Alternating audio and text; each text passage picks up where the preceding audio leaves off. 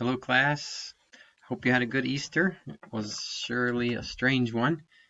It struck me that in the whole history of Christianity since the first century, there has not been an Easter like this. Nothing like this, where almost the only gatherings were in homes.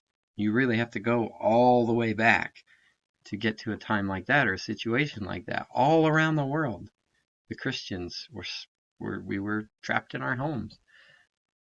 I hope the Lord uses this to encourage some just simple faithfulness in His people, a renewed recognition that the Spirit of God is wherever His people gather. So no matter how few there are, if His people are gathered in His name, like He promised, He is in the midst of them.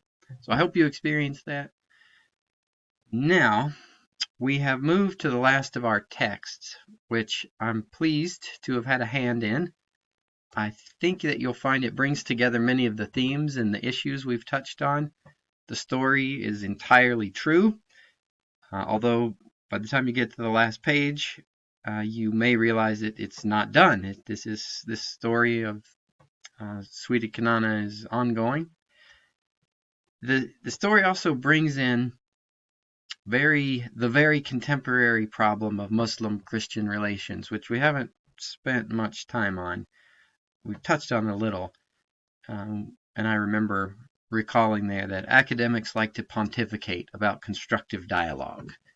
But those conversations tend to be in the West. They happen in America, they happen in Britain, and they are rarely anywhere close to the places of actual tension where that dialogue could erupt into real violence and death. So the story also introduces you to a side of Islam that you may never have heard about, despite it being the experience of the vast majority of Muslims, more than 80% of Muslims. I'm referring to folk Islam. That's the merging or the syncretism of Islam with prior native animist religions. So as Islam spread from Saudi Arabia and it began to conquer peoples, it was because it was military in nature, people would submit but they didn't necessarily give up their animist religion. They continued to worship and then would adopt Islamic forms as well. So it merges those. That's called folk Islam. And finally, by way of introduction, the story takes us back to earlier conversations in the term about the reality of spiritual forces. We touched on that, had some conversations, and things fall apart.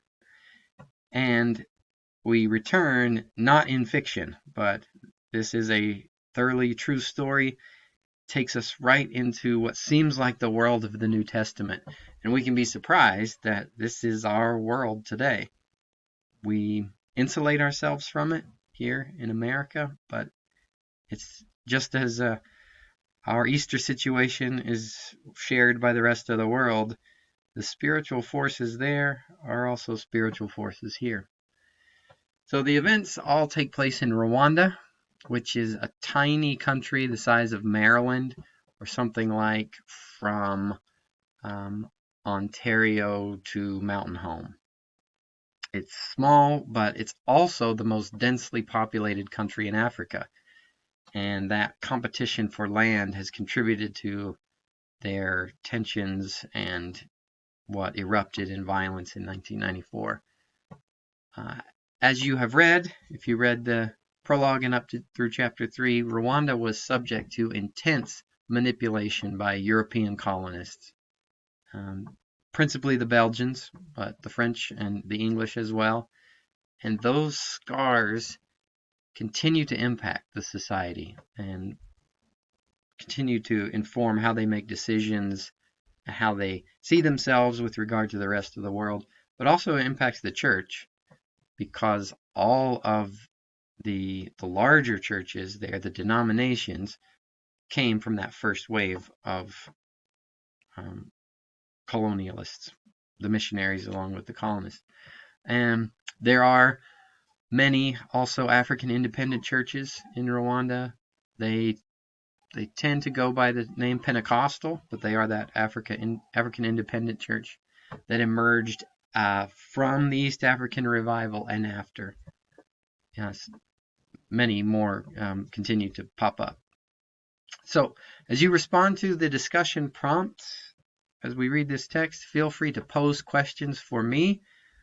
You can just include those within your posts, and I'll try to get to those. I hope you enjoy the book. I also hope you're really challenged by it. I hope it shakes up some of the ways that you see Christianity and some of how you think about your own practice of the faith. It has absolutely done that to me. So knowing these folks and ministering with them has changed me.